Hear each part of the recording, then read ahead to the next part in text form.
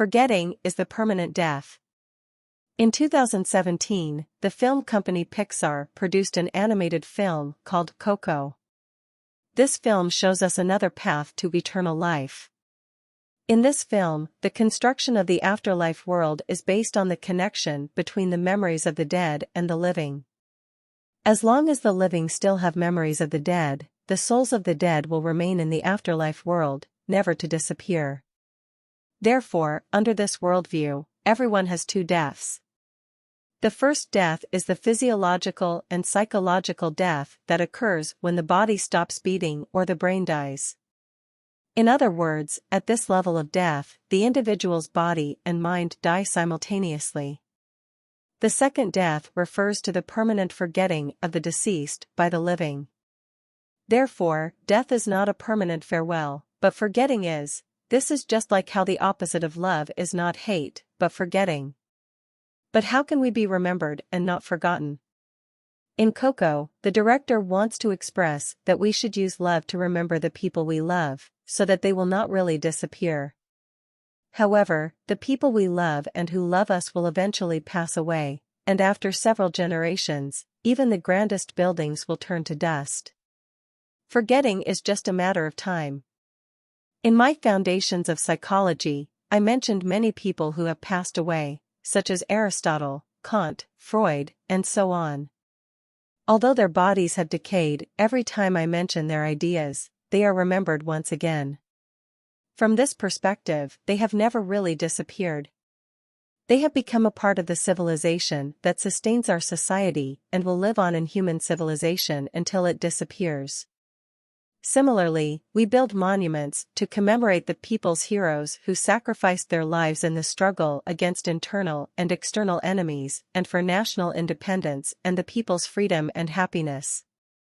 In addition, literature, art, technology inventions, and so on, all constitute our civilization. Behind these immortal achievements are the people who have gained spiritual immortality. The terror management theory, the meaning of death to civilization. What kind of motivation drives these people to overcome difficulties with supreme perseverance, face sacrifice with great courage, and make such contributions that will be remembered forever?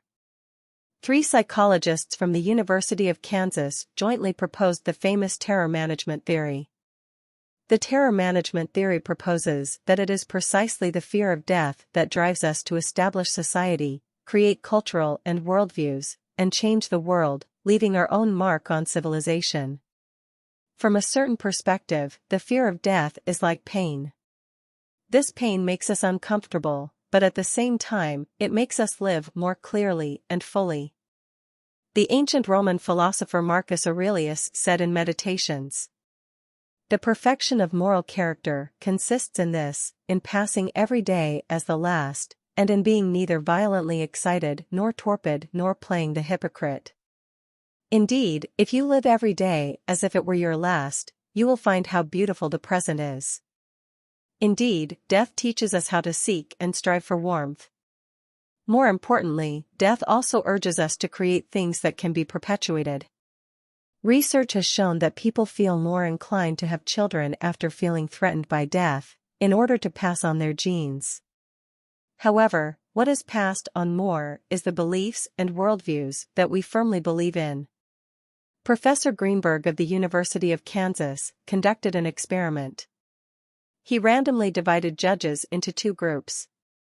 The first group of judges were instructed to imagine that they were about to die and write their last will and testament. Finally, these judges wrote down their feelings about facing death.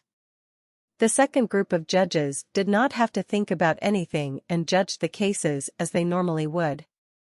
Greenberg wanted to know if judges who maintain the worldview and cultural view of this society by fighting crime would be more severe in punishing behaviors that violate their worldview and cultural view when faced with the fear of death. The experimental results confirmed Greenberg's speculation. The judges who had just faced the fear of death in a prostitution case awarded the offender an average bond of $455. Judges who had not faced the fear of death in this exact same prostitution case were sentencing offenders to an average bond of only $50, one-ninth of what the first group of judges had.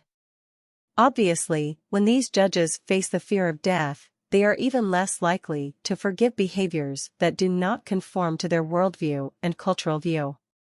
From this perspective, the fear of death is like the gadfly in Socrates' writings. It is only by constantly biting us that we can regain our strength, understand the value of life, pursue higher achievements, make more contributions, and not waste our time in a daze. This is the meaning of living towards death.